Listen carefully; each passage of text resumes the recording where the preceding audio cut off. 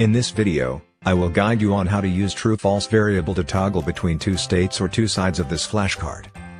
Here are two states of the flashcard.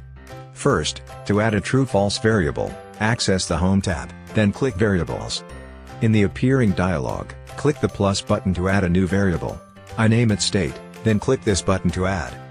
Now let's assign this variable to the events actions of this card.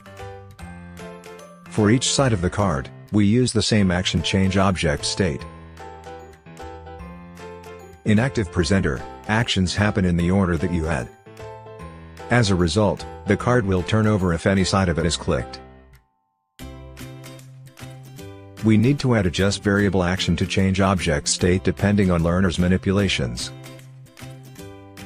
The toggle operator here will change the value of the variable from true to false and vice versa. Now, let's see preview. Apple. Apple. Apple. That's it.